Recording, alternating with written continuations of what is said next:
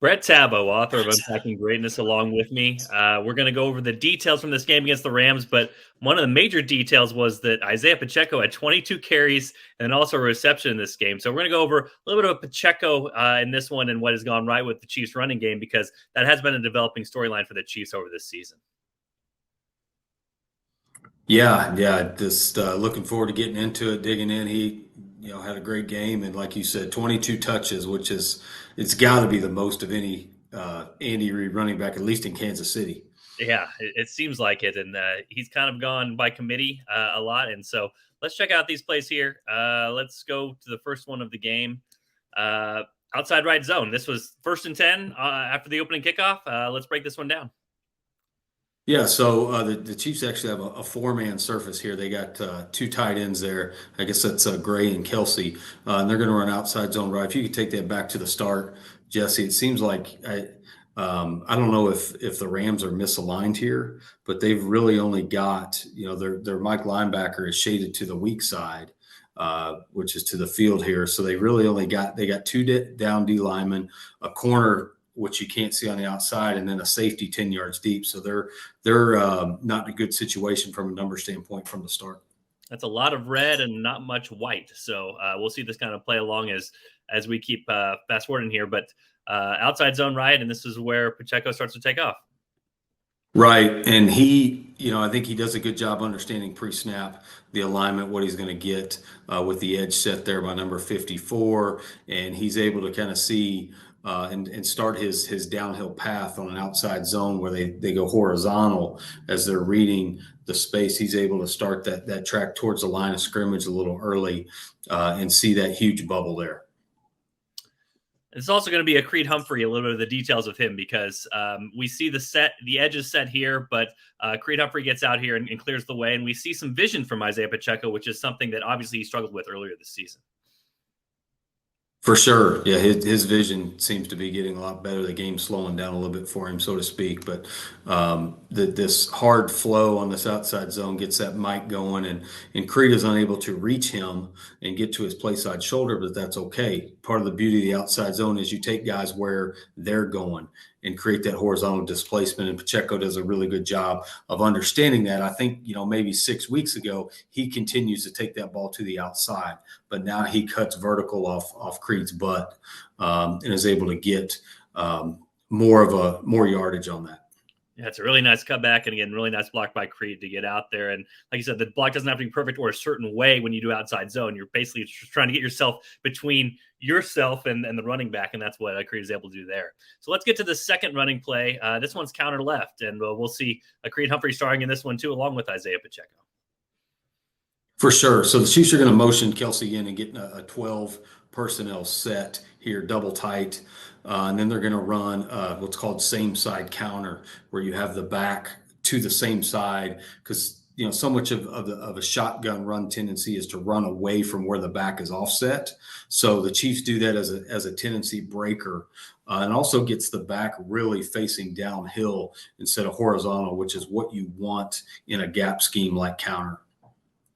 And go ahead. Oh, I was just going to say, so many times the Chiefs run this. We talk about the Oklahoma background with Creed Humphrey, but also Orlando Brown. This was a huge staple down in Oklahoma when the coach was down there, Lincoln Riley. But a lot of times it's the guard and the tackle pulling. This time it's the center, and you've got this written out here why that is, because the Chiefs kind of puts them in a better alignment to do that. Yeah, that's a tough choke, what's called a choke block or a back block, for the center to go all the way back to the right here and block that three technique. It just allows for it opens up a door for penetration. If he were to come upfield, if Humphrey were to go all the way back, it could cause problems. So I assume they make a call at the line to where between Humphrey and Trey Smith, to where Smith's going to stay home, and now Humphrey's going to be the kick out or log guy, depending on the technique of the outside linebacker here. And you talk about this is a log block. Yeah, go ahead and go with that. Yeah, this is a really good job of Humphrey understanding the technique. So what that if you could rewind to the start there, Jesse, the outside linebacker that's walked up, when he sees a gap scheme, his job is to close space and come down on that.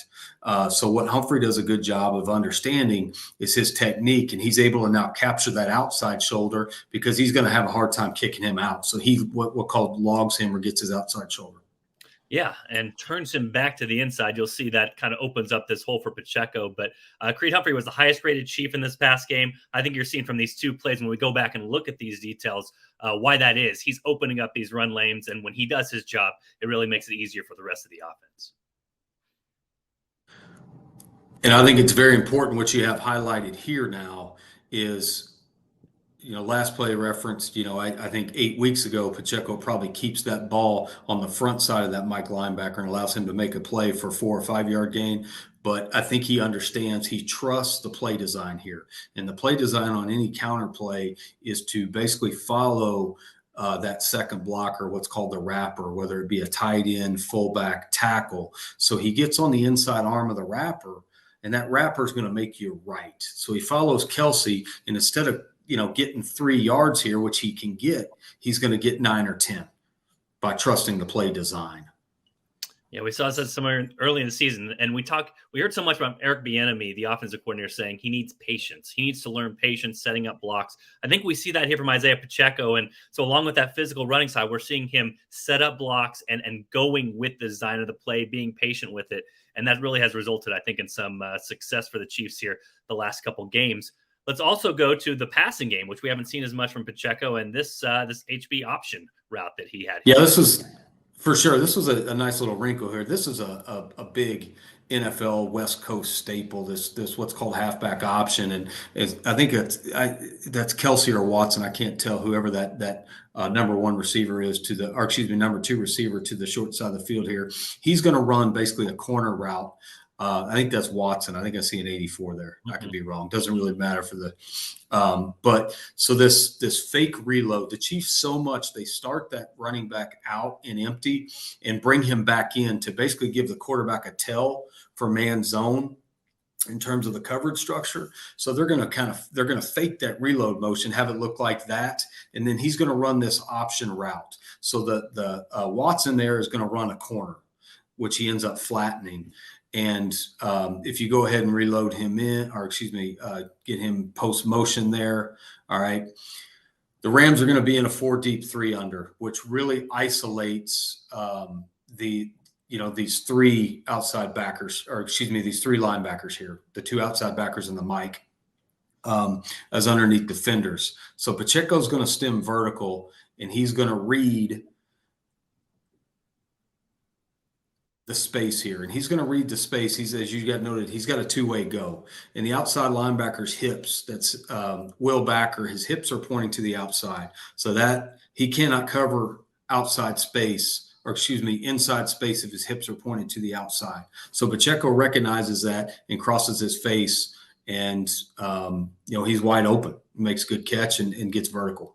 I think one of the most impressive things from training camp that I didn't expect from Isiah Pacheco was his hands and being able to catch. He was catching everything in training camp. We haven't seen that as much, but again, implement that in the offense. All of a sudden, you have yourself a complete back. We saw Clyde Edwards-Helaire do a lot of really good routes early in the season. Obviously, he's hurt now, but Pacheco can step that up and do that. A big boost for the Chiefs. And just to reiterate your fact here, what you're talking about with this motion, so many times his back goes all the way back to the backfield. I mean, goes back, can be a running play, and the Chiefs really cut this off. And so it kind of can catch you by surprise. If you're the Rams, you're thinking, okay, this back's going to go back to the backfield. We can reevaluate from there. But the Chiefs, again, so many tendency breakers here. They do so many things differently and get that snap off quickly. Helps Isiah Pacheco on his route. And then, again, he makes the rest of the play from there. 100%. Yeah, that's a great point. Is just, as you said, they do such a good job of taking things that are on tape and adjusting, using slight wrinkles to gain whatever advantage they can, whether it's, snapping the ball when the defense isn't ready, really anything. Well, I think this just illustrates, again, Isiah Pacheco developing this offense for the Chiefs, the creative play calling that they have and the tendency breakers that they have kind of playing into that. But for right now, the reason that Pacheco is getting 22 touches, 23 touches in these games, becoming a workhorse back, is because of the vision he's shown and also the versatility he's shown with the passing play like this. So impressive for him and impressive for the Chiefs. We'll see how they utilize him moving forward. That's going to be all for the details. For Brett, this is Jesse. Check in. Be sure to check in next week for another episode of The Details.